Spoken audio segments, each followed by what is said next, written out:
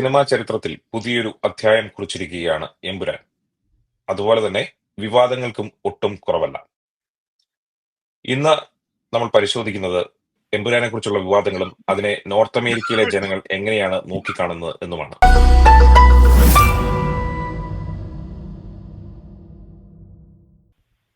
ആദ്യമായി ശ്രീ ജിൻസ്മോൻ സക്കറിയ, എങ്ങനെയാണ് എമ്പുരാൻ എന്ന ചലച്ചിത്രത്തെ താങ്കൾ വിലയിരുത്തുന്നത്?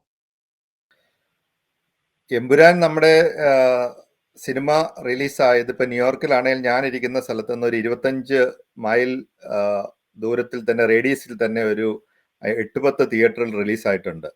ആദ്യ ദിവസങ്ങളിലൊക്കെ നല്ല തിരക്കും ഉണ്ടായിരുന്നു. ഞാൻ 2 ദിവസം കഴിഞ്ഞിട്ടാണ് കണ്ടത്.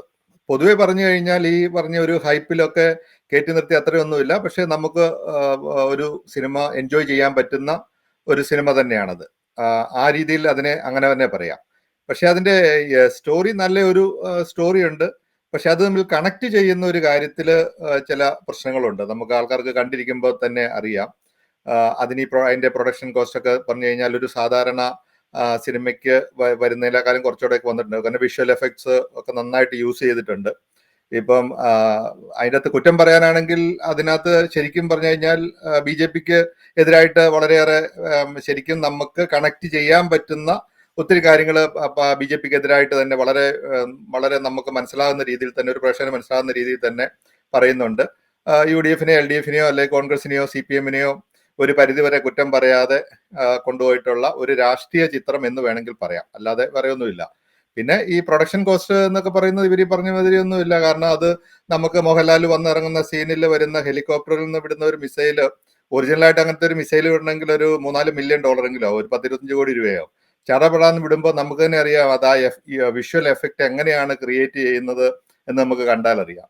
പക്ഷെ ഒരു നല്ല സ്റ്റോറി. പിന്നെ ഇതിൻ്റെ അകത്ത് നമുക്ക് വർഗീയതയോ മറ്റുള്ള കാര്യങ്ങളോ ഒക്കെ ഒരു മാർക്കറ്റിങ്ങിന് വേണ്ടി ഉപയോഗിച്ചു എന്നുള്ളതാണ് തോന്നുന്നത്. ചില പേരുകൾ ഉപയോഗിച്ചതും ഇപ്പം നമ്മുടെ നാഷണൽ ഇൻവെസ്റ്റിഗേഷൻ ഏജൻസിയുടെ പേരൊക്കെ ഡയറക്റ്റ് ആയിട്ട് ഉപയോഗിച്ചത്. പിന്നെ അതിന്റെ ലാസ്റ്റ് സീനിൽ പൃഥ്വിരാജ് വരുന്ന ഒരു പത്താന്റെ വേഷത്തില്, അപ്പം അതിന് വേണമെങ്കിൽ നമുക്കൊരു രാജ്യദ്രോഹ കുറ്റം ആരോപിക്കാം. അത് ഈ സ്റ്റോറികൾ തമ്മിൽ കൃത്യമായിട്ടൊരു ആസ്വാദകനെ സംബന്ധിച്ചിടത്തോളം അത് കണക്ട് ചെയ്തെടുക്കാനായിട്ട് അത് ആ രീതിയിൽ എടുത്തിട്ടില്ല. നല്ലൊരു സ്റ്റോറി ആയിരുന്നു. അപ്പൊ നമ്മൾ എല്ലാ സിനിമകൾക്കൊക്കെ പറയുന്ന പോലെ കുറച്ചുകൂടെ നന്നായിട്ട് വേണേൽ എടുക്കാമായിരുന്നു എന്നൊക്കെ വേണേൽ പറയാം. ഒരു നമുക്ക് ഒരു പ്രേക്ഷകന് കണ്ടിരിക്കാം. പക്ഷെ മലയാളിയുടെ ഒരു സാമാന്യ ബുദ്ധിയെ അഡ്രസ്സ് ചെയ്യാൻ മാത്രം ബൗദ്ധിക തലത്തിലൊന്നും ഈ സിനിമയ്ക്കകത്തൊന്നുമില്ല. ഒരു ആസ്വാദന സിനിമ, ആവറേജ്. അത്യാവശ്യം പൈസയും മുടക്കിയിട്ടുണ്ട്, വിഷ്വൽ എഫക്ട്സ് ഒക്കെ നന്നായിട്ട് യൂസ് ചെയ്തിട്ടുണ്ട്. അങ്ങനെ ഒരു ചിത്രം എടുക്കാനായിട്ട് അതിന്റെ ഡയറക്ടറും തിരക്കഥാകൃത്തും ഒക്കെ കാണിച്ച ആ ധൈര്യത്തിനെ നമുക്ക് അപ്രീഷിയേറ്റ് ചെയ്യാതിരിക്കാൻ പറ്റില്ല. ഇതാണ് നമുക്ക് പൊതുവായിട്ട് ആ ചിത്രം കാണുമ്പോൾ കിട്ടുന്ന ഒരു ഫീല്. പട്രീഷ്യ, താങ്കൾ എങ്ങനെയാണ് ലൂസിഫർ എന്ന ചിത്രത്തെയും അതുപോലെ തന്നെ എമ്പുരാൻ എന്ന ചിത്രത്തെയും കമ്പയർ ചെയ്ത് നോക്കുകയാണെങ്കിൽ താങ്കൾ എങ്ങനെയാണ് ഈ സിനിമകളെ രണ്ടിനെയും വിലയിരുത്തുന്നത്? എന്റെ അഭിപ്രായത്തില് ലൂസിഫറിന് ഒരു കഥയുണ്ടായിരുന്നു. മലയാളികളുടെ ഒരു വ്യൂവില് നോക്കുകയാണെങ്കിൽ അതിനൊരു കഥയുണ്ടായിരുന്നു. ഇതിനൊരു കഥയുണ്ടെങ്കിലും മലയാളികൾ എപ്പോഴും നോക്കുന്നത് ഒരു ലാലേട്ടൻ ഫാൻ ആയിട്ട് മൂവി കാണാൻ പോവുകയാണെങ്കിൽ നമുക്ക് അതിൽ ലാലേട്ടൻ ഫാൻ എന്നുള്ള രീതിയിൽ ലാലേട്ടനെ കാണാൻ കുറച്ചേ ഉണ്ടായിരുന്നുള്ളൂ എന്നുള്ള ഒരു എല്ലാരും പറയുന്ന ഒരു പരിമിതി ഉണ്ടായിരുന്നു. പക്ഷെ നമ്മൾ അത് ലൂസിഫർ കാണാതെ എമ്പുരാൻ മാത്രമായിട്ട് കാണുകയാണെങ്കിൽ കഥയും ഉണ്ട്, സിനിമയും നല്ലതാണ്. മൊത്തത്തിൽ അതിന്റെ മേക്കിങ്, കാസ്റ്റിങ്, പിന്നെ അതിന്റെ നമ്മൾ ബാക്കിയുള്ള ടെക്നിക്കൽ ഭാഗങ്ങളെല്ലാം പോവുകയാണെങ്കിൽ ഇറ്റ്സ് എ വണ്ടർഫുൾ മൂവി. നമ്മൾ അത് ഒരു ഇന്ത്യയുടെ മൊത്തത്തിലുള്ള ഒരു ഫിലിം ഇൻഡസ്ട്രി എടുക്കുകയാണെന്നുണ്ടെങ്കിൽ വളരെ തുച്ഛമായിട്ടുള്ള ഒരു 5% മാത്രമുള്ള ഒരു ചെറിയൊരു സ്മോൾ ഇൻഡസ്ട്രിയിൽ ഇരുന്നുകൊണ്ട് ഇത്രയും നല്ലൊരു മേക്കിംഗ് ആയിട്ടുള്ള ഒരു മൂവി എടുക്കാൻ സാധിച്ചത് തന്നെ അതൊരു വളരെ എന്താ പറയാ അപ്രീഷിയേറ്റ് ചെയ്യേണ്ട ഒരു കാര്യം തന്നെയാണ്. അത് സംവിധായകനായാലും അതിന്റെ പ്രൊഡ്യൂസേഴ്സിനായാലും അതിന്റെ തിരക്കഥാകൃത്തിനായാലും അത് ഗംഭീരമായിട്ടുള്ള ഒരു മൂവി തന്നെയാണ്. പക്ഷെ നമ്മൾ ഇന്നത്തെ കുട്ടികളോട് സംസാരിക്കുമ്പോൾ, ഞാനൊക്കെ എന്റെ യങ് യൂത്ത് പിള്ളേരുടെ കൂടെ ഞാൻ പോയി മൂവി കണ്ടത്. എന്റെ മക്കളോടും അവരുടെ ഫ്രണ്ട്സിന്റെ കൂടെയൊക്കെയാണ് മൂവി കാണാൻ പോയത്. ഇതിൽ ഞാൻ എന്റെ ഒരു അനാലിസിസ് പറയുന്നത് എന്താന്ന് വെച്ച് കഴിഞ്ഞാല്, അതിലുണ്ടായിട്ടുള്ള ആ ഒരു കോൺട്രവേഴ്സി കാര്യങ്ങളും ഒക്കെ ഇപ്പൊ സംഭവിച്ചിട്ടുള്ളത്, ഈ കുട്ടികളൊക്കെ ജെൻസി പിള്ളേരെ, ഇവർക്കൊന്നും ഇതിനെ കുറിച്ചൊന്നും അറിയത്തില്ലായിരുന്നു. ഈ സിനിമ കണ്ടിറങ്ങി ഈ കോൺട്രവേഴ്സി സ്റ്റാർട്ട് ആയതിനു ശേഷമാണ് ഈ പിള്ളേര് നമ്മുടെ ഈ മക്കളെയൊക്കെ നമ്മളോട് ചോദിച്ചു തുടങ്ങിയത് ഇതെന്താ സംഭവം എന്ന്. പിന്നെ അവർ ഗൂഗിൾ ചെയ്ത് തുടങ്ങി ഇതെന്താ സംഭവം എന്ന് അറിയാൻ വേണ്ടിയിട്ടുള്ള ഒരു വ്യഗ്രത കൊണ്ട് ഇവർ അതൊക്കെ ഗൂഗിൾ ചെയ്ത് അന്വേഷിക്കാൻ തുടങ്ങി. സോ ഇത് എനിക്ക് തോന്നുന്നത് ഈ കോൺട്രവേഴ്സി കൊണ്ട് ഈ സംഭവം എന്താണെന്ന് അറിയാനുള്ള ഒരു താല്പര്യം പിള്ളേരിൽ ഉടലെടുത്തു. അവരതിനെ ഗൂഗിൾ ചെയ്ത് അവരുടേതായിട്ടുള്ള അറിവ് അവർ നേടാൻ ശ്രമിച്ചു. ഇത് ഈ മൂവിക്ക് നല്ലതൊരു ഗുണം ചെയ്യുകയും ചെയ്തു. ഇത് കൊണ്ടുവന്ന കോൺട്രവേഴ്സി ആയിട്ട് കൊണ്ടുവന്ന ആൾക്കാർക്ക് അത് ദോഷം ചെയ്തെന്നാണ് എനിക്ക് തോന്നുന്നത്. കാരണം ഇത് പതിഞ്ഞിരിക്കുമായിരുന്നു ഈ സംഭവം. ഈ ജെൻസി പിള്ളേരൊന്നും അറിയാതെ പതിഞ്ഞിരുന്ന സംഭവം ആ പിള്ളേർ ഇപ്പൊ അത് മനസ്സിലാക്കാൻ തുടങ്ങി. അതൊരു ഒരു വിഷയമാണ് അത്. അതെനിക്കിത് ഇതിവിടെ പറയണമെന്ന് തോന്നി. അല്ല, അതിനെക്കുറിച്ച് പറയുമ്പോൾ ഇതേ സംഭവം തന്നെ മാർക്കറ്റിങ്ങിനായിട്ട് ഉപയോഗിച്ചു എന്നുള്ള ഒരു ആരോപണവും ചില കോണുകളിൽ നിന്ന് ഉയരുന്നുണ്ട്. ഇത്തരം വിവാദങ്ങൾ ഉണ്ടാക്കി, അതായത് ഒരു ഹൈപ്പ് ലൂസിഫറിനോളം ഒരു ഹൈപ്പ് ഉണ്ടാക്കാൻ തിയേറ്ററിൽ ആദ്യത്തെ ഒരു ദിവസം പോലും എമ്പുരാന് സാധിച്ചില്ല എന്നുള്ള ഒരു കാര്യമാണ്. സിനിമ നല്ലതാണ്, അതിന്റെ മേക്കിംഗ് നല്ലതാണ്, അതിന്റെ കാസ്റ്റിംഗ് നല്ലതാണ്, അത് എടുത്തിരിക്കുന്ന ടെക്നോളജി ഒക്കെ ഒരു ഹൈ ക്വാളിറ്റിയാണ്. പക്ഷെ ഒരു ഫാൻ ബേസിൽ നിന്ന്, മോഹൻലാൽ ഫാൻ ബേസിൽ നിൽക്കുമ്പോൾ ആ സിനിമയ്ക്ക് ആൾക്കാരിൽ ഒരു ഇമ്പാക്ട് ഉണ്ടാക്കാൻ, അതായത് അബ്രാം ഖുറേഷി എന്ന് പറയുന്ന കഥാപാത്രത്തിന് ഒരു ഇമ്പാക്ട് ഉണ്ടാക്കാൻ സാധിച്ചില്ല എന്നുള്ള ഒരു വിലയിരുത്തൽ പൊതുവെ ഉണ്ടായിട്ടുണ്ട്. അങ്ങനെ നോക്കിക്കാണുമ്പോൾ ഈ വിവാദങ്ങൾ സിനിമയ്ക്ക് ഒരു ഹൈപ്പ് ഉണ്ടാക്കാൻ വേണ്ടിയിട്ട് മനഃപൂർവ്വം സൃഷ്ടിച്ചതാണെന്നുള്ള ആരോപണങ്ങളാണ് ചില കോണുകളിൽ നിന്നുണ്ടാകുന്നത്. അതിനെ എങ്ങനെയാണ് ശ്രീ ഷാജൻ നോക്കിക്കാണുന്നത്? ഈ ലൂസിഫർ എന്ന് പറയുന്ന സിനിമ, അതായത് ബേസിക്കലി ഞാൻ ഇതിനെ കാണുന്നത് ഇവരൊരു കണ്ടിന്യൂവേഷൻ എന്നുള്ള നിലയിലാണ് മലയാളികൾ ഈ മൂവിയെ എക്സ്പെക്ട് ചെയ്തത്. ലൂസിഫറിന്റെ ഒരു കണ്ടിന്യൂവേഷൻ എന്നുള്ള നിലയിലാണ് അവരതിനെ പ്രസന്റ് ചെയ്തതും മാർക്കറ്റ് ചെയ്തതും എല്ലാം അങ്ങനെയാണ്. അതായത് ലൂസിഫറിന്റെ പാർട്ട് 2 എമ്പുരാൻ എന്ന് പറഞ്ഞാണല്ലോ അവരത് പ്രൊഡ്യൂസ് ചെയ്തത്. Production it self was like that. അപ്പൊ ഈ ലൂസിഫറിന് കൊടുക്കാത്ത അല്ലെങ്കിൽ കിട്ടാതിരുന്ന ഒരു മാർക്കറ്റിംഗ് ഹൈപ്പ് ഈ മൂവിക്ക് കിട്ടി.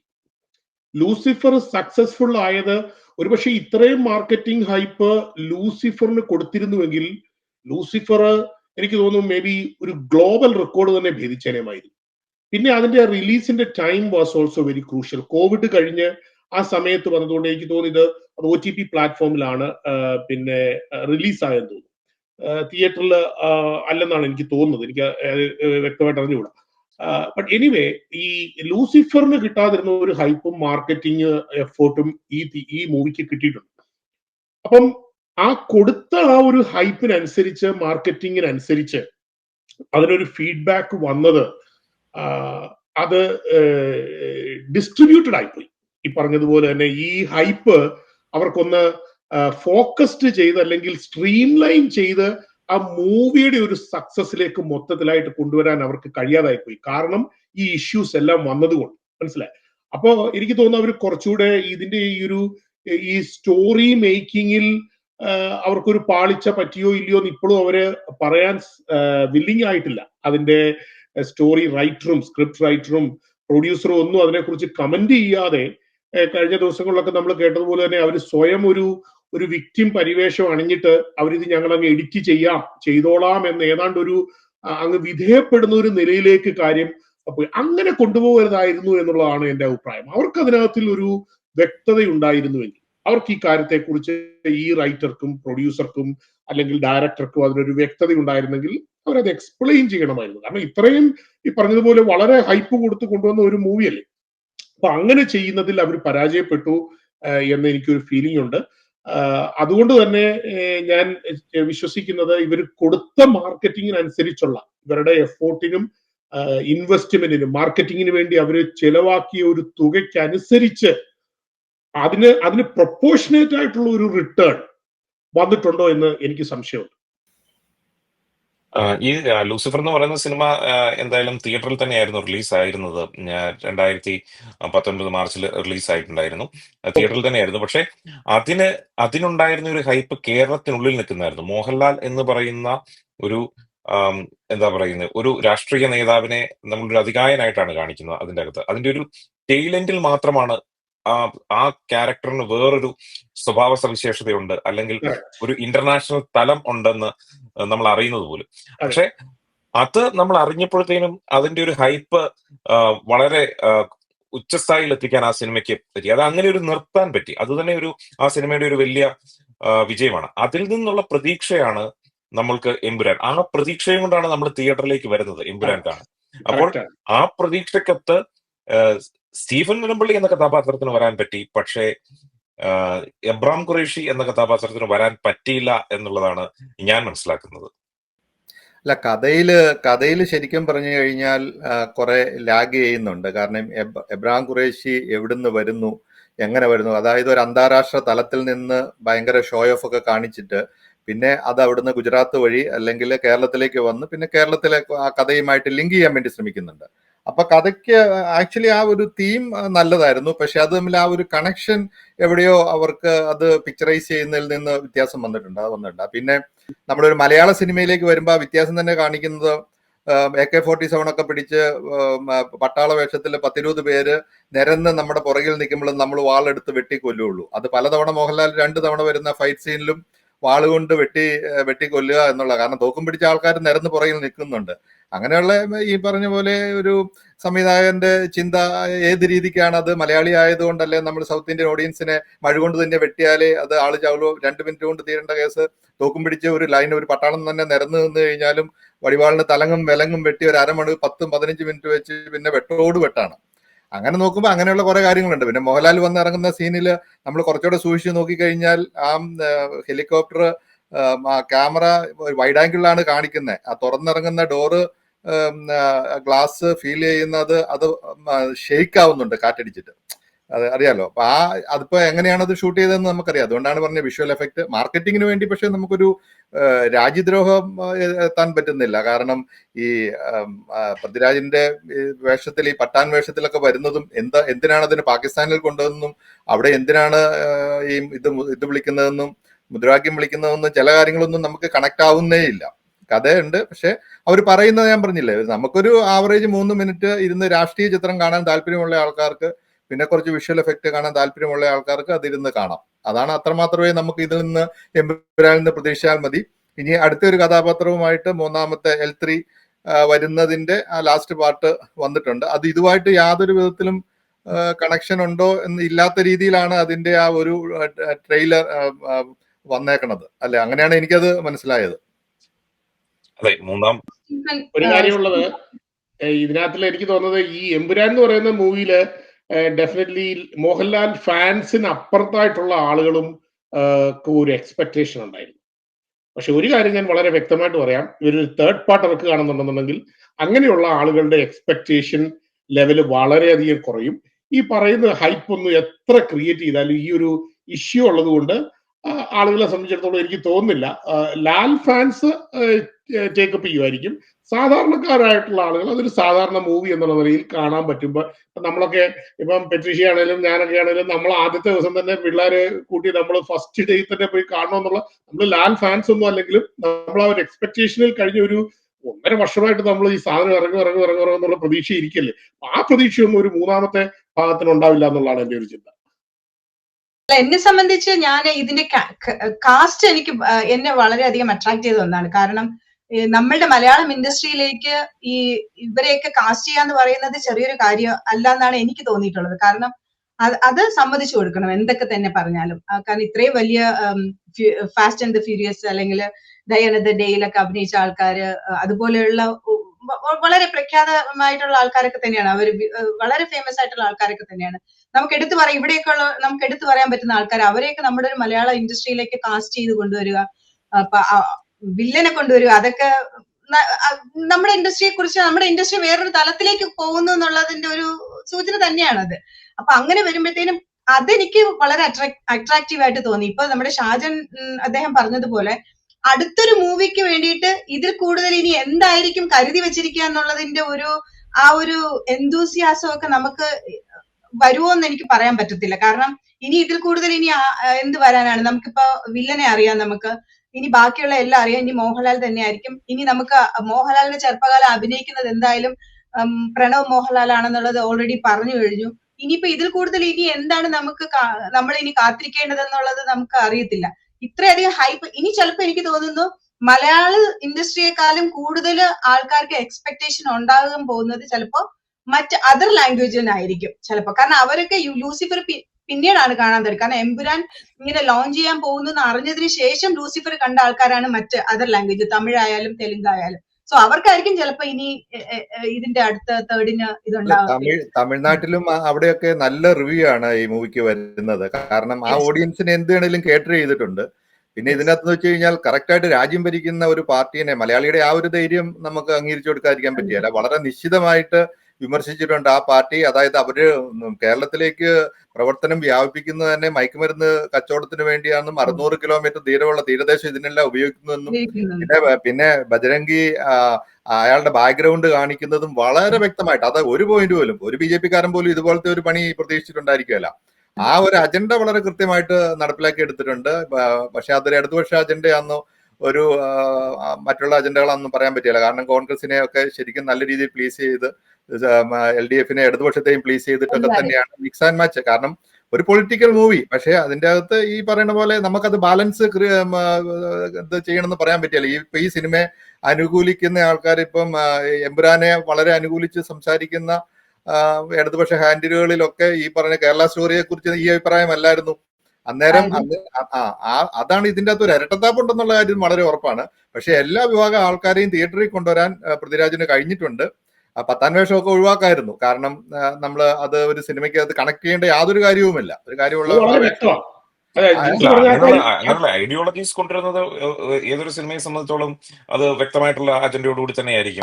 അപ്പോഴാണ് ഇതിന് ശരിക്കും സംശയം വരുന്നത്. ആ വേഷവിധാനമാണ് ഇതിന്റെ അകത്ത് ഈ പറയുന്ന BJP പറയുന്ന ആ ഒരു വിമർശനത്തിന് ശരിക്കും ഒരു സാധൂകരണം നൽകുന്ന ഒരു കാര്യം ആ വേഷം തന്നെയാണ് ലാസ്റ്റ് സീനിൽ വരുന്നത്. യാതൊരു അങ്ങനെ പറയുമ്പോഴും നമുക്കൊരു സിനിമ എന്ന് പറയുമ്പോൾ ആ സിനിമയായി കാണാൻ എന്തായാലും സാധാരണഗതിയിൽ ഒരു മലയാളിയാണ് ഒരു സിനിമ കാണുന്നതെങ്കിൽ ഒരു സിനിമയായി തന്നെയാണ് കാണുക. ഇപ്പോൾ ഇത്രയും വലിയൊരു വിവാദം അതിന്റെ പേരിൽ ഉണ്ടാവേണ്ട കാര്യമുണ്ടോ എന്ന് ചോദിച്ചു കഴിഞ്ഞാൽ സാധാരണഗതിയിൽ അങ്ങനെ ഒരു വിവാദം ഉണ്ടാവേണ്ടതല്ല. ഇത് ഒരുപക്ഷെ മോഹൻലാലും ഒക്കെ ഉൾപ്പെട്ടതുകൊണ്ടും മോഹൻലാലിന്റെ ഒക്കെ ഒരു രാഷ്ട്രീയവും മോഹൻലാലൊക്കെ ഏത് രാഷ്ട്രീയത്തോടാണ് ചേർന്ന് നിൽക്കുന്നത് എന്നുള്ള ഒരു ചർച്ചകളും ഒക്കെ പൊതുവേദിയിലേക്ക് കൊണ്ടുവരുന്നതിന്റെയും കൂടെ ഭാഗമാവാം വേണമെങ്കിൽ ഇത്തരം വിവാദങ്ങൾ ഉയർന്നു വരുന്നതെന്ന് നമുക്ക് പറഞ്ഞാൽ അതിനെ തെറ്റു പറയാൻ പറ്റില്ല. എന്തായാലും ഇത്തരം വിവാദങ്ങൾ സിനിമയെ സംബന്ധിച്ചിടത്തോളം ഗുണകരമാണ്. ചർച്ചകൾ നടക്കണം. ഏത് സിനിമകളാണെങ്കിലും ഇത് ഈ ലൂസിഫർ എന്ന് പറയുന്ന സിനിമ മാത്രമല്ല, എമ്പുരാൻ എന്ന് പറയുന്ന സിനിമ മാത്രമല്ല, ഇനിയൊരു സിനിമ വന്നാലും ഇത്തരം ചർച്ചകൾ സിനിമാ മേഖലയ്ക്ക് ഗുണം മാത്രമേ ചെയ്യുള്ളൂ. ഏറെ വിവാദങ്ങളുണ്ടായി, പക്ഷേ നിറഞ്ഞ സദസ്സിൽ തന്നെ പ്രദർശനം തുടരുന്നു എന്നറിഞ്ഞതിലും നമുക്ക് ഒരു മലയാള സിനിമ ലോകോത്തര നിലവാരത്തിൽ എടുത്തിരിക്കുന്ന ഒരു മലയാള സിനിമ നിറഞ്ഞ സദസ്സിൽ വീണ്ടും പ്രദർശനം തുടരുന്നു. അതായത് മലയാള സിനിമയുടെ ഒരു നാഴികക്കല്ലായി മാറാൻ ഈ സിനിമ പോകുന്നു എന്നുള്ള കാര്യത്തിൽ യാതൊരു സംശയവും ഉണ്ടെന്ന് തോന്നുന്നില്ല. ഇനി അടുത്ത വിഷയത്തിലേക്ക് നമുക്ക് പോകാം. അതെ, നമുക്ക് അടുത്ത വിഷയം വഖഫ് ബില്ലാണ്. ഇന്ന് 12 മണിക്കൂറോളം നീണ്ട ചർച്ചകൾക്കൊടുവിൽ 288 അതിൽ 232 അനുകൂല വോട്ടുകൾക്ക് പാർലമെന്റിൽ പാസ്സാക്കിയിരിക്കുകയാണ്. 44 ക്ലോസുകളുള്ള ഒരു ബില്ലാണ് പാസ്സാക്കിയിരിക്കുന്നത്. അതില് 2 പാർട്ടിക്കാരും എല്ലാ തങ്ങളുടെ MP-മാരോടും കൃത്യമായിട്ട് സഭയിൽ ഹാജരാകണമെന്നുള്ള വിപ്പ് കൊടുത്തതിന്റെ പശ്ചാത്തലത്തിലാണ് ഈ ബില്ല് പാസ്സായിരിക്കുന്നത്. അപ്പോ ഇത് ഇന്ന് പ്രത്യേകം ചർച്ച ചെയ്യേണ്ട ഒരു വിഷയമാണെന്ന് നമുക്ക് തോന്നിയിട്ടാണ് നമ്മൾ ഇന്ന് ഇത് ചർച്ചയ്ക്ക് എടുത്തിരിക്കുന്നത്. ഇതില് 2 പാർട്ടിക്കാരും നമ്മുടെ കേരളത്തെ സംബന്ധിച്ച്, മലയാളികളെ സംബന്ധിച്ച് വളരെ ഇമ്പോർട്ടന്റ് ആയിട്ടുള്ള ഒരു ദിവസമാണ്, വളരെ ഇമ്പോർട്ടന്റ് ആയിട്ടുള്ള ഒരു ബില്ലാണ്. കാരണം നമുക്കറിയാം ഇപ്പൊ ഈ കുറച്ച് നാളുകളായിട്ട് ഒരു 2-3 വർഷങ്ങളായിട്ട് ഒരു മാരത്തോൺ ആയിട്ടുള്ള ഒരു സമരം നടക്കുകയാണ് മുനമ്പത്ത്. അത് വളരെയധികം എന്താ പറയാ എല്ലാ പാർട്ടിക്കാരെയും ബാധിക്കുന്ന ഒരു സമരമാണത്. സമരത്തെയും താണ്ടി ജനങ്ങളുടെ ഒരു വികാരമാണത്. അപ്പോ എനിക്ക് ശ്രീ ജിൻസിനോട് ചോദിക്കാനുള്ളത്, ഈ ഒരു ബില്ല് പാസ്സാക്കിയതിനോട് അല്ലെങ്കിൽ ഇതിനെ അനുകൂലിച്ചതിനോട് പ്രതികൂലിച്ചതിനോട് നമ്മളുടെ അവിടുത്തെ ജനങ്ങൾ, തീരദേശത്തെ ജനങ്ങൾ അല്ലെങ്കിൽ മലയാളികൾ അല്ലെങ്കിൽ മൊത്തത്തിലുള്ള ഇന്ത്യൻ ജനങ്ങളില് നമ്മുടെ പാർട്ടിക്കാർക്ക് കോൺഗ്രസിനായാലും കമ്മ്യൂണിസ്റ്റിനായാലും, പ്രത്യേകിച്ച് നമ്മുടെ കേരളത്തെ എടുക്കുമ്പോൾ കോൺഗ്രസിനോ കമ്മ്യൂണിസ്റ്റിനോ അവർക്ക് ഇലക്ഷൻ വരുന്ന സമയത്ത് എന്ത് മറുപടിയാണ് അവർക്ക് കൊടുക്കാനുണ്ടാവുക?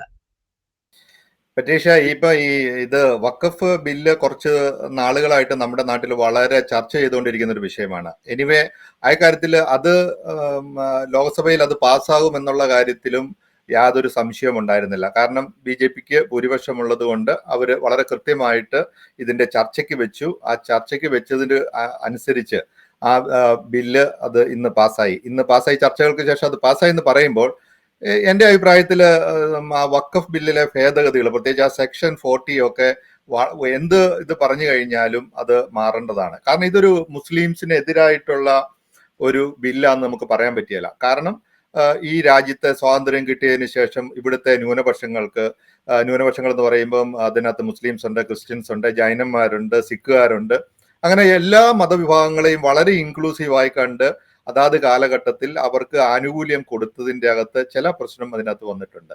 ഏതൊരു രാഷ്ട്രമായാലും ആ രാഷ്ട്രത്തിന് ഒരു നിയമ സംഹിത അത്യാവശ്യമാണ്. നിയമത്തിന് അതീതമായിട്ട് ഒരു കാര്യവും നമുക്ക് അത് അനുകൂലിക്കാൻ പറ്റിയല്ല. അതിനെ നമ്മൾ മതത്തിനെതിരായിട്ട് കാണുക, അതിലൊന്നും ഒരു കാര്യമുള്ള കാര്യമല്ല. ഇപ്പൊ നമ്മൾ മുൻപത്തെ വിഷയത്തിനകത്തൊക്കെ ടെക്നിക്കലായിട്ട് അതിന്റെ ബേസ് ഇഷ്യൂ എന്ന് പറയുന്നത് ഈ വഖഫ് നിയമം തന്നെയാണ്. അതിൻ്റെ അകത്ത് ഇപ്പോൾ ഇത് ആർക്ക് വിറ്റു, ആര് വഖഫ് ചെയ്തു, അത് ആരുടെ കയ്യിൽ നിന്ന് എടുത്തു മാറ്റി എന്നും പറയുന്നത് അതിന്റെ ബേസ് ഇഷ്യൂ. അതായത് നമ്മൾ അതിന്റെ ബേസിലുള്ള പ്രശ്നം, ആ നിയമം മാറ്റാതെ ആ പ്രശ്നം സോൾവ് ചെയ്യാൻ പറ്റിയല്ല. ഈ രാഷ്ട്രീയക്കാര് മുൻപത്തെ ജനങ്ങളെ പറ്റിക്കുവാണ്, UDF-ഉം LDF-ഉം അത് ജനങ്ങളെ പറ്റിക്കുക എന്നുള്ള കാര്യത്തിലാണ്. BJPക്ക് അതിനകത്ത് വ്യക്തമായ രാഷ്ട്രീയ താല്പര്യമുണ്ട്. അപ്പൊ ഈ നിയമത്തിനകത്ത് പറയാം, നമ്മുടെ രാജ്യത്തെ നിയമത്തിന് അതീതമായിട്ടുള്ള ചില നിയമങ്ങൾ, ക്ലോസുകൾ അതിൻ്റെ അകത്ത് നിന്ന് എടുത്തു കളയണം. അത് ഇപ്പൊ ഈ തമിഴ്നാട്ടിലെ തിരുച്ചിന്തുറൈ എന്ന് പറയുന്ന സ്ഥലത്തല്ലേ, അവിടുത്തെ 1500 വഴക്കമുള്ള ഒരു അമ്പലത്തെ വഖഫ് ചെയ്തു. കർണാടകയിൽ ഈ വിഷയങ്ങൾ ഉണ്ടായിട്ടുണ്ട്. നമ്മുടെ എല്ലാ പത്രങ്ങളും അതൊക്കെ കൃത്യമായിട്ട് ചെയ്തിട്ടുണ്ട്. ഇപ്പൊ പാർലമെന്റ് തന്നെ ക്ലെയിം ചെയ്യാനുള്ള സാധ്യതയുണ്ട്. അത് അങ്ങനെയല്ല എന്നൊക്കെ ഏതൊക്കെ മുസ്ലിം സംഘടനകൾ പറഞ്ഞു കഴിഞ്ഞാലും ഈ നിയമം ഭേദഗതി ചെയ്യപ്പെടേണ്ടത് തന്നെയാണ്. അത് ഭേദഗതി ചെയ്യുമെന്നുള്ളത് ഇനിയിപ്പം ഒരു രാഷ്ട്രീയം എന്ന് പറയുമ്പോൾ BJP പ്രസന്റ് ചെയ്യുന്ന ആ ബില്ലിനെ രാഷ്ട്രീയത്തിൽ കോൺഗ്രസ്സുകാർക്കോ അല്ലെ UDF-നോ അതിനെ തോട്ട് ചെയ്യാൻ പറ്റിയല്ല. ഇനിയിപ്പം KCBC അല്ല ഏത് സംഘടന പറഞ്ഞു കഴിഞ്ഞാലും അത് ചെയ്യാൻ പറ്റിയല്ല. നാളെ അത് മറ്റുള്ള ദേവസ്വം ബോർഡ് പോലെയോ ചർച്ച് ബില്ല് പോലെ അല്ല വഖഫ് നിയമം. അതിന്റെ ആ ഒരു ഷെഡ്യൂൾ അങ്ങനെയാണ്. അതുകൊണ്ട് അത് മാറ്റപ്പെടേണ്ടത് തന്നെയാണ്. അത് ആ നിയമം എനിവേ അതിന്റെ ഇതൊക്കെ എന്നാണേലും പാർലമെന്റിൽ വളരെ വ്യക്തമായ ഭൂരിപക്ഷത്തോട് തന്നെ അത് നീക്കം ചെയ്യപ്പെട്ടിട്ടുണ്ട്. ഇതിൽ ഏറ്റവും കൂടുതൽ പ്രശ്നം വന്നത് എന്ന് പറയുന്നത് കേരളത്തിലെ കോൺഗ്രസ് MP-മാർക്ക് ആണ്. ഇതിന്റെ ഏറ്റവും എവിടെ നിൽക്കണം എന്നുള്ള ഒരു ആശയക്കുഴപ്പത്തിൽ പാർലമെന്റിൽ എന്ത് ചെയ്യണമെന്ന് അറിയത്തില്ല. അതൊരു BJPക്ക് കൃത്യമായ ഒരു നിലപാടുണ്ട്. അതിലും ഈ നിയമത്തിന്റെ ഭേദഗതിയും അതുമായിട്ട് അവർ മുന്നോട്ട് കൃത്യമായിട്ട് പോകും. അതുകൊണ്ട് തന്നെയാണ് കേന്ദ്രമന്ത്രിയായ സുരേഷ് ഗോപി പറഞ്ഞത്, ഇത് എനിക്കെന്ത് നിലപാടുണ്ട് കാര്യം കൃത്യമായിട്ട്, പക്ഷെ അവരെവിടെ നിൽക്കും എന്നുള്ള കാര്യം കേരളത്തിലെ നിയമസഭ പാസാക്കിയ പ്രമേയം നാളെ അറബിക്കടലിൽ തള്ളാനേ പറ്റുള്ളൂ ഇവിടെ ഇത് നിയമമായി വന്നു കഴിഞ്ഞാൽ എന്നുള്ള കാര്യം അത് വളരെ വ്യക്തമാണ്. BJP എന്ന് പറയുന്ന രാഷ്ട്രീയ പാർട്ടി കൃത്യമായിട്ടും ക്രൈസ്തവ സമൂഹത്തിന് അനുകൂലമായ ഒരു നിലപാട് എടുക്കുന്നു എന്നുള്ള ഒരു ആശയം കേരളത്തിലെ ക്രൈസ്തവർക്കിടയിലേക്ക് ചെല്ലുന്നു. ആരാണ് ഞങ്ങളുടെ രക്ഷകർ എന്ന് ചോദിച്ചു കഴിഞ്ഞാൽ പണ്ട് കോൺഗ്രസ് എന്ന് പറഞ്ഞുകൊണ്ടിരുന്ന ക്രൈസ്തവ സമൂഹം ഇപ്പോൾ അത് കോൺഗ്രസ് അല്ല, അല്ലെങ്കിൽ കേരള കോൺഗ്രസ് അല്ല, മറിച്ച് BJPയിലേക്ക് അടുക്കുന്നതിന്റെ വളരെ കൃത്യമായ സൂചനകൾ നൽകുന്ന ഒരു രാഷ്ട്രീയ വേദി കൂടിയാണ് ഇന്ന് ഈ വഖഫ് നിയമ ഭേദഗതി ഇന്ന് പാർലമെന്റിൽ അത് വന്നതോടുകൂടി ഉണ്ടാകുന്നത്. അതിന്റെ ഇപ്പോഴല്ല അത് അറിയാൻ പോകുന്നത്. ഇപ്പോൾ കേരളത്തിൽ BJPക്ക് ഒരു MP ആണുള്ളത്. അടുത്ത തവണ 2 MPയോ 3 MPയോ വന്നു കഴിഞ്ഞാൽ പറയാൻ പറ്റില്ല ആരാണ് തങ്ങളെ സഹായിക്കുന്നത്. സഭയും അങ്ങനെ ചിന്തിച്ചു തുടങ്ങി കഴിഞ്ഞു കഴിഞ്ഞാൽ നാളെ BJPക്ക് ഒരു 2 3 MP-മാർ വരാം. അതിന്റെ വളരെ കൃത്യമായ സൂചനകൾ നമുക്കുണ്ട്. അൽഫോൻസ് കണ്ണന്താനം, ജോർജ് കുര്യൻ പോലെയുള്ള വളരെ കൃത്യമായിട്ടുള്ള ആളുകളെ കൃത്യമായ പോസ്റ്റുകളിൽ നിയമിച്ചുകൊണ്ടാണ് BJP മുന്നോട്ട് പോകുന്നത്. അനിൽ ആന്റണി നമ്മൾ നോക്കുമ്പോൾ ഈ അനിൽ ആന്റണി എന്തിനാണ് കേരളത്തിൽ വന്നൊരു പോസ്റ്റിൽ ഇരിക്കുന്നത്? AK ആന്റണിയുടെ മകൻ എന്നുള്ള പേര് അല്ല, അത് ക്രൈസ്തവ ലേബൽ കൃത്യമായിട്ട് BJP ഇലക്ഷനിലേക്ക് ഉപയോഗിക്കുന്നതിന്റെ കൃത്യമായ തെളിവുകളാണത്. എന്തുകൊണ്ടാണ് രാജീവ് ചന്ദ്രശേഖരനെ പാർട്ടിയുടെ തലപ്പത്തേക്ക് കൊണ്ടുവന്നത്? കൃത്യമായിട്ട് ബിസിനസ് എങ്ങനെ ചെയ്യണമെന്ന് അറിയുന്ന ഒരാളെ കൊണ്ടുവന്ന് വെക്കുന്നതാണ് ഏറ്റവും നല്ലത്. ഒരു രാഷ്ട്രീയക്കാരനെയല്ല. കേരളത്തിന്റെ രാഷ്ട്രീയ പശ്ചാത്തലത്തിൽ ഒരിക്കലും ഒരു പക്കാ രാഷ്ട്രീയക്കാരനെ ബി ജെ പിയുടെ തലപ്പത്തിരുത്തിയാൽ അധികാരത്തിലേക്ക് വരാൻ പറ്റില്ല എന്നുള്ള കാര്യം ബി ജെ പിക്ക് വളരെ കൃത്യമായിട്ട് അറിയാം. അതുകൊണ്ട് തന്നെ ബിസിനസ്സും അതുപോലെ തന്നെ മറ്റുള്ള സമുദായങ്ങളുമായിട്ടും വളരെ അടുപ്പം പുലർത്തുന്ന ഒരു നേതാവിനെ കൊണ്ടുവന്ന് വെക്കുന്നതാണ് ഏറ്റവും നല്ലത്. ഈ വിഷയത്തിൽ ഇന്ന് ഏറ്റവും കൂടുതൽ സ്റ്റോറി ഞാനൊന്ന് ഇടപെടട്ടെ. ഇപ്പോ ഇത്രയും പറഞ്ഞ സ്ഥിതിക്ക് നമ്മൾ പറഞ്ഞു സഭയെക്കുറിച്ചും ഈ സമുദായ കാര്യങ്ങളൊക്കെ നമ്മളിപ്പോ സംസാരിച്ചു. ഇപ്പൊ KCBCയുടെ വക്താവ് ഇന്നൊരു പ്രസ്താവന നടത്തിയായിരുന്നു. ഒരു പ്രസ്താവനയല്ല, ഒരു വീഡിയോ മെസ്സേജ് പോലെ പറഞ്ഞായിരുന്നു. ഒരു ഓഡിറ്റ് റിപ്പോർട്ട് മാതിരി ഒന്ന് പുറത്തിറക്കണം, ഒന്ന് ഇറക്കണം, അതെല്ലാവരും പ്രിന്റ് എടുക്കണം. എന്നിട്ട് ഒരു 5 ക്വസ്റ്റ്യനെയർ പോലെയാണ്. അതില് നിങ്ങളുടെ അതാത് സ്ഥലത്തെ MP-യുടെ പേര്, മണ്ഡലം, ആ MP-യുടെ എന്താണ് പാർട്ടി ഏതാണ്, അവരുടെ നിലപാട്, അതായത് വഖഫിനെ കുറിച്ച്, വഖഫ് ബില്ലിനെ കുറിച്ചുള്ള അവരുടെ നിലപാട് എന്താണ്, അനുകൂലിച്ചോ പ്രതികൂലിച്ചോ, ഒരു റിസൾട്ട് കാർഡ് പോലെ. എന്നിട്ട് ഇത് നിങ്ങൾ കീപ്പ് ചെയ്യുക. എന്നിട്ട് അടുത്ത് വരുന്ന ഇലക്ഷനിൽ നിങ്ങൾ ഇത് വെച്ചിട്ട് വേണം, നിങ്ങൾ ഇത് ഉപയോഗിച്ച് വേണം നിങ്ങൾ തീരുമാനമെടുക്കാൻ. അതായത് അടുത്ത് വരുന്ന ജനറേഷന് ഒരു മതനിരപേക്ഷമായിട്ടുള്ള ഒരു നമ്മളുടെ ഒരു സമുദായത്തെ കെട്ടിപ്പടുക്കാനായിട്ട് ഇത് ഉപകരിക്കുമെന്ന് പറഞ്ഞുകൊണ്ടാണ് അദ്ദേഹം അത് ഇന്ന് പബ്ലിഷ് ചെയ്തിരിക്കുന്നത്. സോ ഇത് എന്റെ ഒരു ചോദ്യം മിസ്റ്റർ ഷാജിനോടാണ്. ഇങ്ങനെ ഒരു സമുദായത്തിന് ഇങ്ങനെ ഒരു തുടക്കം കുറിക്കുമ്പോൾ അടുത്ത് വരുന്ന ഇപ്പൊ നമുക്ക് ഈ വർഷം നമുക്ക് ഇലക്ഷൻ വരികയാണ്. അതായത് നമ്മളുടെ നഗരസഭ ഇലക്ഷൻ വരുന്നുണ്ട്. അടുത്ത വർഷം നമ്മുടെ നിയമസഭ ഇലക്ഷൻ വരുന്നുണ്ട് കേരളത്തില്. ഇങ്ങനെ നമ്മളുടെ സമുദായങ്ങൾ ഒരു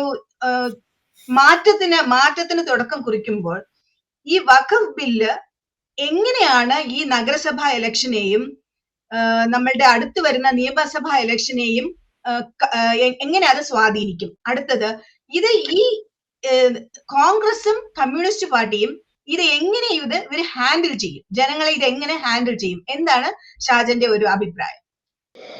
ഈ ഒരു ബില്ലില് പൊളിറ്റിക്കലി ഈ വഖഫ് ബില്ലിന്റെ പൊളിറ്റിക്കൽ ട്രെമർ ഏറ്റവും കൂടുതൽ ഉണ്ടാകുന്ന ഒരു സംസ്ഥാനം കേരളമാണ്. അതിനുള്ള ഒരു പ്രധാന കാരണം എന്ന് പറയുന്നത് മുസ്ലിം ലീഗ് എന്ന് പറയുന്ന UDF മുന്നണിയിലുള്ള UDFന്റെ ഘടകകക്ഷി, അതാണ് അതിന്റെ ഒരു പ്രധാന കാരണം. കാരണം K. കരുണാകരൻ UDF രൂപീകരിച്ച സമയം മുതൽ UDFിനോടൊപ്പം ഏതാണ്ട് ഒരാഴ്ച സമയത്തേക്ക് ഒരു കാലത്ത് അവര് 3-4 ദിവസത്തേക്കൊന്ന് മാറി നിന്നു എന്നുള്ളത് ഒഴിച്ചു കഴിഞ്ഞു കഴിഞ്ഞാൽ ഏതാണ്ട് കഴിഞ്ഞ 2-3 പതിറ്റാണ്ടുകളായിട്ട് UDFിനൊപ്പം നിൽക്കുന്ന ഒരു മുന്നണിയാണ് മുസ്ലിം ലീഗ്.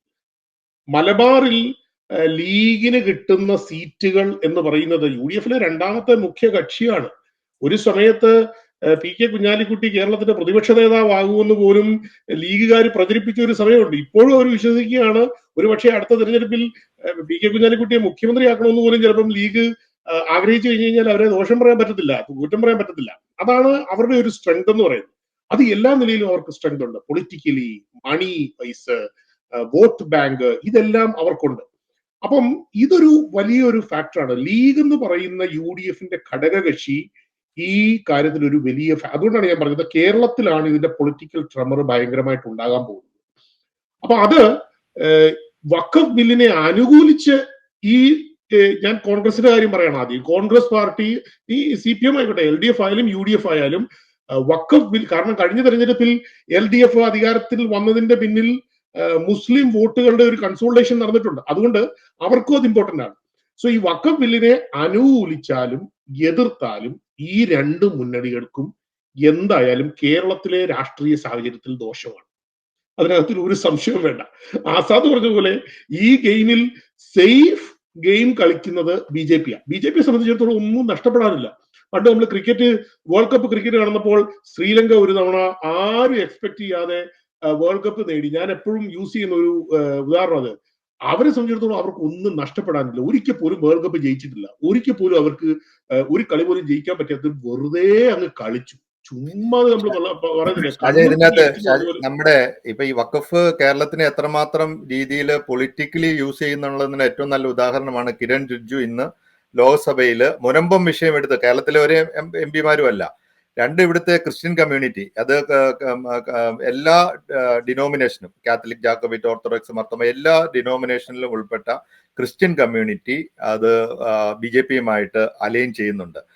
അതിന് പ്രത്യേകിച്ച് ഇപ്പം ഈ ഇടതുപക്ഷ വോട്ടുകളുടെ ധ്രുവീകരണം എന്നതിലൊക്കെ ഉപരി ഏറ്റവും കൂടുതൽ കാത്തലിക് വോട്ടുള്ള മണ്ഡലമാണ് തൃശ്ശൂർ മണ്ഡലത്ത്. അതായത് BJPയുടെ പോലും A ക്ലാസ് മണ്ഡലങ്ങളിലല്ല BJP വിജയിച്ചത്. കേരളത്തിൽ വിജയിച്ച പാർലമെന്റ് സീറ്റ് എന്ന് പറയുന്നത് ഏറ്റവും കൂടുതൽ ക്രിസ്ത്യൻസ് ഉള്ള, കത്തോലിക്കരുള്ള മണ്ഡലത്തിൽ നിന്നാണ്. അപ്പൊ ആ ഒരു ഡീവിയേഷൻ തന്നെ ഇതിന്റെ ഒരു ട്രെൻഡാണ്. കാരണം ക്രിസ്ത്യൻ കമ്മ്യൂണിറ്റി എന്ന് പറയാം. കാരണം അതിന്റെ അകത്ത് കോൺഗ്രസിനും മുസ്ലിം ലീഗിന്റെയും ഒരു പ്രശ്നം എന്നാന്ന് വെച്ചാൽ, മുസ്ലിം ലീഗിന്റെ അമിതമായ ഈ പറഞ്ഞ ഇതിനെയൊക്കെ ഒരു ലോജിക്കലായിട്ട്, കാരണം കുറച്ചുകൂടെ സമചിത്തതയോടുകൂടി ഇടപെടുന്നതിന് പകരം നിയമത്തിന്റെ ചില നൂലാമാലകൾ പറഞ്ഞ് കൂടുതൽ അർഹിക്കപ്പെട്ടതിൽ കൂടുതൽ ചോദിച്ചു വാങ്ങുമ്പോൾ മറ്റുള്ള കമ്മ്യൂണിറ്റികൾക്കുണ്ടാകുന്ന ബുദ്ധിമുട്ടുകൾ മുസ്ലിം ലീഗ് മനസ്സിലാക്കാത്തടത്തോളം കാലം അത് കോൺഗ്രസിനെയും ബാധിക്കുന്നുണ്ട്. കോൺഗ്രസ് ഈ പറഞ്ഞ പോലെ നമുക്ക് ഞാണിന്മേൽ കളിക്കുന്നതിനൊക്കെ ഒരു പരിമിതിയുണ്ട്. കാരണം ഭൂരിപക്ഷ സമുദായത്തിന്റെ താല്പര്യങ്ങളെ അഡ്രസ്സ് ചെയ്യാതെ ന്യൂനപക്ഷങ്ങൾക്ക് സംതൃപ്തിയോടുകൂടി പോകാൻ വഴിയില്ല. അത് അതിനകത്ത് അടിമത്ത മനോഭാവമോ അല്ലെങ്കിൽ മറ്റുള്ള രീതികളൊന്നുമല്ല. അപ്പം ആ ഒരു പൊളിറ്റിക്സ് കേരളത്തിൽ നല്ല രീതിയിൽ എഫക്റ്റീവ്. ഓൾറെഡി ആ ഒരു ലീനിയന്റ് ആയിട്ടുള്ള ഒരു ഈ പാർട്ടിയോട് ഒരു താല്പര്യം ക്രിസ്ത്യൻസിന് വന്നിട്ടുണ്ട്. അത് ഇനി കൂടി വരാനുള്ള സാധ്യതയാണ് ഇപ്പൊ നിലവിലുള്ള സഭയുടെ നേതൃത്വത്തിൽ നിന്ന് വരുന്ന പ്രസ്താവനകൾ കാണുന്നത്.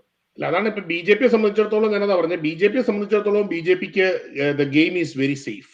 ക്രിസ്ത്യൻ കമ്മ്യൂണിറ്റി BJPയോട് അടുത്തുകൊണ്ടിരിക്കുകയാണ്.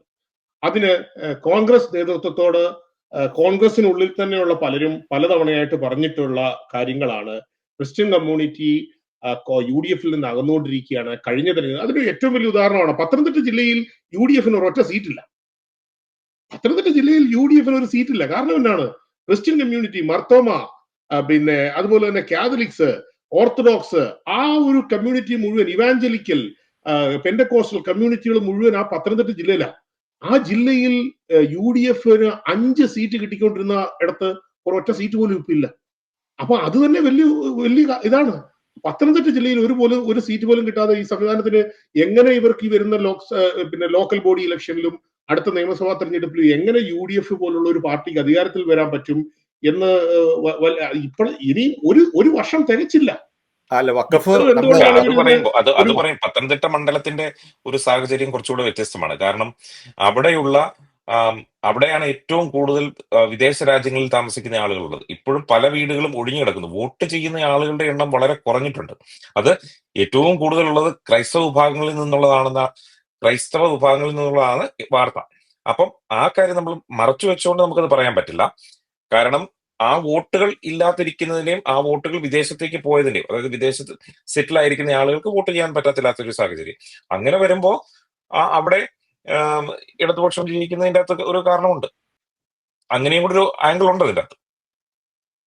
എന്തൊക്കെ പറഞ്ഞാലും 1000 വർഷങ്ങൾക്ക് മുൻപ് വഖഫ് കൊടുത്തതാണെന്നും വഖഫിന് എഴുതി കൊടുത്തതാണെന്നും അല്ലെങ്കിൽ മുഗൾ ഭരണകൂടം ഇരുന്ന സമയത്ത് വഖഫ് കൊടുത്തതാണെന്നൊക്കെ പറഞ്ഞുകൊണ്ട് ഇന്ന് എന്റേതായിരിക്കുന്ന ഭൂമി നാളെ വഖഫിനാകുമെന്ന് പറഞ്ഞ് ഭയപ്പാടോടുകൂടെ ജീവിക്കുന്ന ഒരു അവസ്ഥയിൽ നിന്ന് നമുക്കൊരു ജിൻസ് മോൻ സക്രിയ പറഞ്ഞതുപോലെ നമുക്കൊരു എന്താ പറയാ ഒരു ഭരണമുണ്ടെന്നും നമുക്കൊരു ഭരണ വ്യവസ്ഥയുണ്ടെന്നും അല്ലെങ്കിൽ നീതി വ്യവസ്ഥയുണ്ടെന്നും ഒക്കെ മനസ്സിലാക്കിക്കൊണ്ട് ആത്യന്തികമായിട്ട് ഇതിനൊരു ഒരു പാത്ത് ഉണ്ടെന്നും ആ ഒരു വഴിയിൽ കൂടെ ഇതെല്ലാം പോയി അവസാനം അതിന് ഒരു തീരുമാനം എടുക്കേണ്ടതാണെന്നുമുള്ള ഒരു വിധി എന്തായാലും വരുമെന്നുള്ള വിശ്വാസത്തോടു കൂടെ നമ്മൾക്ക് ഇന്ന് ഈ ചർച്ച ഇവിടം കൊണ്ട് അവസാനിപ്പിക്കാം. എല്ലാം നല്ലതിനായിരിക്കുമെന്നുള്ള ഒരു വിശ്വാസത്തോടു കൂടെ ഇരിക്കാം. എന്തായാലും ഈ ഒരു ക്ലോസ് ഇവിടെ വന്നതും ഇങ്ങനെ ഒരു ബില്ല് പാസ്സാക്കിയതും എല്ലാം നല്ലതിനായിരിക്കും. മുൻപത്തെ ജനങ്ങൾ അത്രയധികം കഷ്ടപ്പെടുന്നുണ്ട്. ഇത്രയും വിറ്റവർക്കും വാങ്ങിയവർക്കും പരാതിയില്ല. അവർ രണ്ടു കൂട്ടരും പറയുന്നുണ്ട് ഇത് ഞങ്ങൾക്ക് പരാതിയില്ല എന്നുള്ളത്. പക്ഷെ പരാതി ഇത് ആർക്കാണെന്ന് വെച്ചാല് അത് ആർക്കോ ആണ്. അതാണ് ഇവിടെ മാറ്റപ്പെടേണ്ടത്. അത് മാറ്റപ്പെടുമെന്നുള്ള വിശ്വാസത്തോടു കൂടെ നമുക്ക് വീണ്ടും കാണാം. ജിൻസ് മോൻ എന്തോ പറയാനുണ്ടെന്ന് തോന്നുന്നു. ഇല്ലില്ല, നമ്മുടെ ഇന്നത്തെ പ്രധാനപ്പെട്ട കമ്മ്യൂണിറ്റി ന്യൂസുകൾ എന്താണ് കാനഡയിലെ US നിന്നുള്ളത്, അതും കൂടെ വൈൻഡപ്പ് ചെയ്ത് നമുക്ക് ഇന്നത്തെ ഈ പ്രോഗ്രാം അവസാനിപ്പിക്കാം. ഇന്ത്യയിലെ കാനഡ കമ്മ്യൂണിറ്റി ന്യൂസ് എന്ന് പറയുന്നതിലും കാനഡയ്ക്ക് മൊത്തം US നിന്ന് നേരിട്ടിരിക്കുന്ന ഒരു തിരിച്ചടി, അതാണ് ഇപ്പോഴത്തെ ചർച്ച. ഇവിടെ ഭരണ പ്രതിപക്ഷ ഭേദമന്യേ ഉള്ള ഏറ്റവും പ്രധാനപ്പെട്ട ചർച്ച എന്ന് പറയുന്നത് US ഏർപ്പെടുത്തിയിരിക്കുന്ന താരിഫാണ്. അതിന്റെ പ്രതികാര താരിഫുകൾ കാനഡ ഏർപ്പെടുത്തുന്നു. വരും ദിവസങ്ങളിൽ ഇന്നു മുതൽ അത് പ്രാബല്യത്തിൽ വരികയാണ്. അപ്പൊ ഇനി മുതൽ നമുക്കറിയാം എന്തൊക്കെയാണ് ഇനി വരാൻ പോകുന്നത് എന്നുള്ളത് ചർച്ചകൾ വരും ദിവസങ്ങളിലായിരിക്കും വരുന്നത്. അതുപോലെ തന്നെ ഒരു പ്രധാനപ്പെട്ട സംഭവമാണ് മുൻ CPM MP, അതായത് 1977 CPM-ന്റെ MP ആയിരുന്ന ഭഗത് റാം കാനഡയിൽ അദ്ദേഹം അന്തരിച്ചു. വരും ദിവസങ്ങളിലാണ് അദ്ദേഹത്തിന്റെ സംസ്കാരം പരിപാടിയെല്ലാം നടക്കുന്ന കാനഡയിൽ തന്നെയാണ്. ഒരു തവണയാണ് അദ്ദേഹം ജയിച്ചിരിക്കുന്നത്. കേന്ദ്ര സംസ്ഥാന സർക്കാർ ജീവനക്കാരുടെ കാലാവധിയും പിരിച്ചുവിടലും റാങ്ക് കുറയ്ക്കലും സംബന്ധിച്ച 310, 311 അനുച്ഛേദങ്ങൾക്കെതിരെ ഭരണഘടനാ ഭേദഗതി അവതരിപ്പിച്ചതിലൂടെയാണ് പാർലമെന്റിൽ അദ്ദേഹം ശ്രദ്ധേയനാകുന്നത്. അത്തരം ആ ഒരു വാർത്ത, അദ്ദേഹം ഇവിടെയാണ് അന്ത്യവിശ്രമം കൊള്ളുക എന്നുള്ള ഒരു വാർത്ത ആണ് കാനഡയിൽ നിന്ന് വരുന്നത്. US-ൽ നിന്ന് ഒരു ന്യൂസ് ഇന്ന് പ്രധാനമായിട്ടും വന്ന ന്യൂസുകളിൽ ഒന്ന്, ഫോമയുടെ കൾച്ചറൽ ഫോറം പ്രവർത്തനോദ്ഘാടനം കാലിഫോർണിയയിൽ നടത്തപ്പെട്ടു. അത് ഷോളി കുംബ്ലിവലിയാണ് അത് ഫോമ ന്യൂസ് ടീമിന് വേണ്ടി അയച്ചു തന്നേക്കുന്നത്. ഫോമ കൾച്ചറൽ ഫോറം പ്രവർത്തനോദ്ഘാടനം മാർച്ച് 30 ഞായറാഴ്ച ഗംഭീരമായി നടത്തപ്പെട്ടു. അതിൽ ഫോമയുടെ president Baby Manakkunnel, cultural forum chairman Danish Thomas, FOMAA general secretary Baiju Varghese, treasurer Sijil Palakkalodi, vice president Shalu Punnoose, joint secretary Paul Jose തുടങ്ങി ഫോമയുടെ നിരവധി നേതാക്കൾ പങ്കെടുത്തു. അപ്പൊ അമേരിക്കയിലെ പ്രധാനപ്പെട്ട ഒരു നാഷണൽ ഓർഗനൈസേഷനായ ഫോമയുടെ ഒരു പരിപാടികൾ വളരെ നടത്തി എന്നുള്ളൊരു ന്യൂസാണ് ഇവിടുന്ന് കമ്മ്യൂണിറ്റിയിൽ ഇന്നത്തേക്കുള്ളത്. മറ്റ് അനവധി ചെറിയ ന്യൂസുകളും ഇന്നത്തേക്ക് വന്നിട്ടുണ്ട്. അപ്പം നമ്മൾ അടുത്ത ദിവസത്തെ നമ്മുടെ ചർച്ചയിൽ അപ്പൊ ട്രംപിന്റെ ഈ താരിഫുമായിട്ട് ബന്ധപ്പെട്ട വിഷയം നമുക്ക് ഡിസ്കസ് ചെയ്യാം, അല്ലെ? അപ്പം അതൊരു പ്രധാനപ്പെട്ട വിഷയമാണ്. നമ്മുടെ മാതൃരാജ്യത്തെയും നമ്മുടെ ഇവിടുത്തെ ഈ രാജ്യത്തെയും ഒക്കെ ബാധിക്കുന്ന, ലോകം മുഴുവൻ ബാധിക്കുന്ന ആ നിയമത്തെക്കുറിച്ച് വളരെ വിശദമായിട്ട് നമുക്ക് ഡിസ്കസ് ചെയ്യാം.